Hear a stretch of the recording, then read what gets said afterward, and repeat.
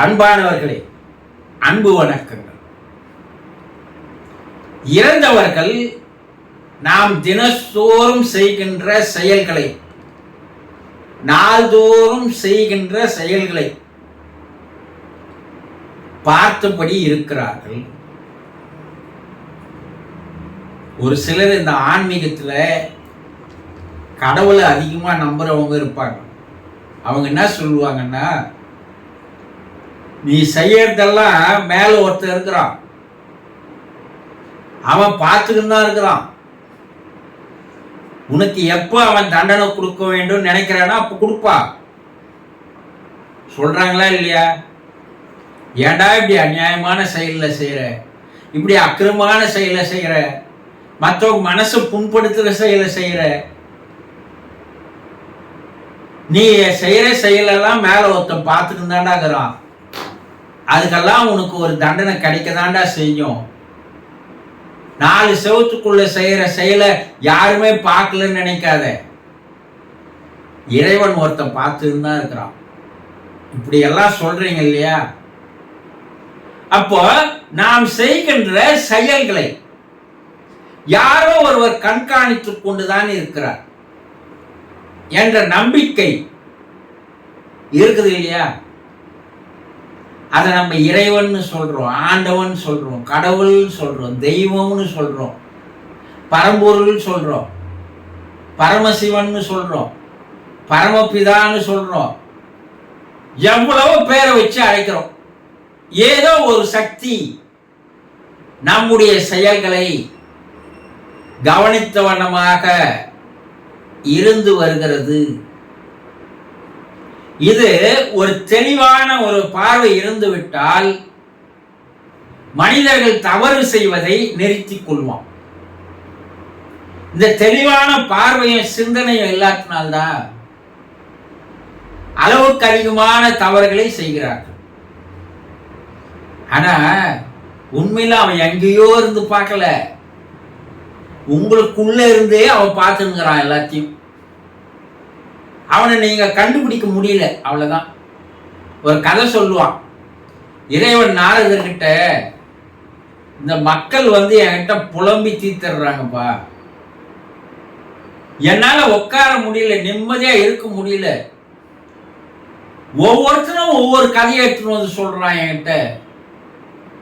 அவன் வேதனையை, அவன் கஷ்டத்தை, அவன் துன்பத்தை, அவன் துயரத்தை எடுத்துன்னு வந்து என்கிட்ட கொட்டிடுறான். இதெல்லாம் கேட்டு கேட்டு எனக்கே ஒரு மாதிரி ஆகி போகுது. மனிதர்கள் கண்டுபிடிக்க முடியாத ஒரு இடத்த சொல்லு நாரதரே அனு கேட்கிறான். நாரதர் என்ன சொல்றாரா, நீ மலை உச்சிக்கு போனாலும் கண்டுபிடிச்சிடுவான், கடலுடைய ஆழத்துக்கு போனாலும் கண்டுபிடிச்சிடுவான். நீ எங்க கண்டுபிடிக்க முடியாத இடம்னா அவனுடைய மனசுக்குள்ளேயே போய் உக்காந்துக்கோ. அவன் உள்ள தேடுறதை விட்டு வெளியே தேடிக்கிறே காலத்தை கழிச்சுன்னு இருப்பான். நீ நிம்மதியா அவனுக்குள்ள இருக்கலாம்னாராம். அது போல இறந்து போனவர் தெய்வத்திற்கு சமமாக மாறிவிடுகிறார். அதனால்தான் நம்ம தெய்வம் ஆனார் போடுறோம் பத்திரிக்கையில. அப்ப இறந்தவர் ஆன்மாவானது, அந்த ஆன்மா எப்பவும் தெய்வம் தான். அது உங்கள்கிட்ட உயிரோடு இருக்குது உள்ள, அதுவும் தெய்வம் தான். ஆனா அந்த தெய்வம் உள்ள இருக்குது, அந்த ஆன்மா, ஆத்மா, ஆவி, ஜீவன், உயிர் என்பது இறைத்தன்மை கொண்டது என்பது நீங்க தெரிஞ்சுக்கிறது இல்லை கடைசி வரைக்கும். அது இறந்து போனாலும் அதே நிலையில் தான் இருக்குது. இப்ப தெய்வமாக இருக்கின்ற அந்த ஆன்மாவானது நீங்கள் செய்து வருகின்ற செயல்களை கவனித்தபடி பார்த்தபடி இருந்து வருகிறது. அதனால எங்களுக்கு என்ன நீங்க கேட்கலாம், பாத்ரூம் போட்டோம், காலம் முழுவதும் கடவுள் பார்த்துனுங்கிறான், அது போல அவரும் பார்த்துன்னு போட்டோமா, இறந்தவர் பார்த்துன்னு போட்டோம் அப்படின்னா, இறந்தவர் உங்களுக்காக எவ்வளவு கஷ்டப்பட்டு இருப்பார். ஒரு தந்தையா இருந்தா உங்களை வளர்த்து ஆளாக்குவதற்கு எவ்வளவு கஷ்டப்பட்டு இருப்பார். தன்னுடைய வாழ்நாளையே உங்களுக்காக செலவழித்து இருப்பார் இல்லையா?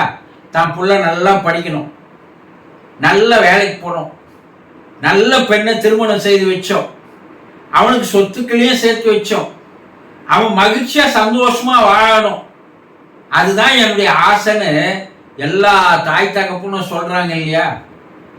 அப்போ ஒரு 40-50 ஆண்டுகள் உங்களுக்காக வாழ்ந்த அவர் இறந்த பிற்பாடு மேலே தெய்வ நிலையில் இருக்கிறார்.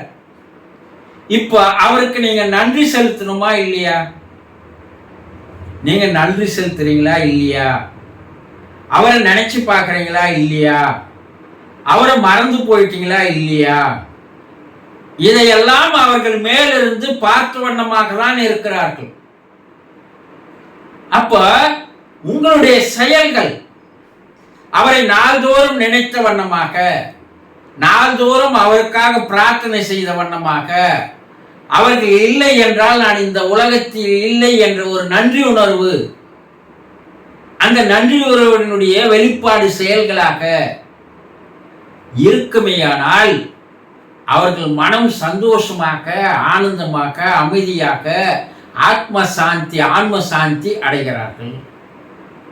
இல்லை நீங்க அவரை மறந்துட்டீங்க, அவரை பத்தி நினைக்கிறதே இல்லை, அவருக்காக நீங்க எந்த செயலும் செய்யறது இல்லை, அது கடமை அவர் செய்தாரு, நான் தான் அவரை நினைக்கிறது, இது போல செயல்களை நீங்கள் செய்வதை அவர்கள் பார்த்தால் அதில் அவர்களுக்கு மனவேதனைகள் அதிகரிக்கிறது, மன கஷ்டங்கள் அதிகரிக்கிறது.